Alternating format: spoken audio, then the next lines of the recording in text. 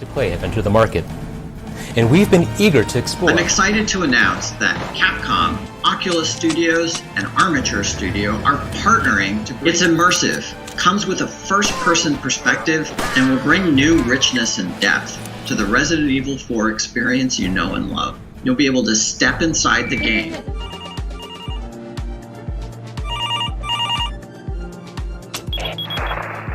The most obvious differences between playing RE4 in VR and on console is the shift in perspective and interactivity.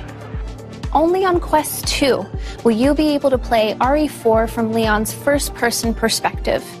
And the touch controllers will allow you to interact with the world in a fundamentally new way from how it's played on console. For example, items and weapons have been re-engineered to become physical objects that players can interact with, so that you can pick up things like ammo, keys, and treasures, as well as load, aim, and fire weapons in VR. You'll also be able to switch weapons by grabbing them off your body instead of going into a menu. And you can wield separate weapons with each hand. Even RE4's famous menu is no longer a pause screen. It's an interactive tool. A ton of effort has gone into making weapon interactions smooth, satisfying, and responsive, including two-handed weapons like shotguns and rifles. We didn't want the shift from third to first person to change the fundamental way Leon moves or collides with the world. You'll still move in first person by using the analog stick, but Armature has added a full upper body rig on top of Leon's character to combine his movement with the dual-handed interactivity achieved with touch controllers. If you don't want to use the analog stick to move freely, Armature even added support for teleportation, as well as room scale movement so that you can explore the environment with natural motion.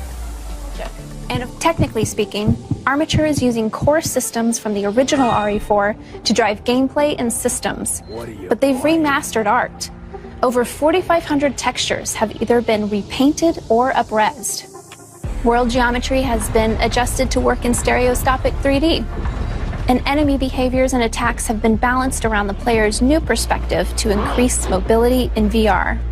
They've also improved support for running the game at a higher frame rate than the original 30 frames per second, and fixed many bugs that the 60 FPS versions of the game had. Armature has manipulated aspects of the original RE4 audio data and have used it instead as 3D spatial sound. So when you hear noises like crows, voices, and creaks, you're going to want to turn your head to see if there's a threat. They've also made sure that audio telegraphs from enemies to indicate which direction they're attacking from. So where on console you might have heard a Ganado approaching and rather calmly press buttons to reload and prepare a takedown, in VR, you're checking your ammo, you're scrambling to load a mag, and if you drop it, you're only adding to the stress and suspense of the situation by needing to physically correct your mistakes. You'll be living in the moment, carefully tracking ammo and inventory.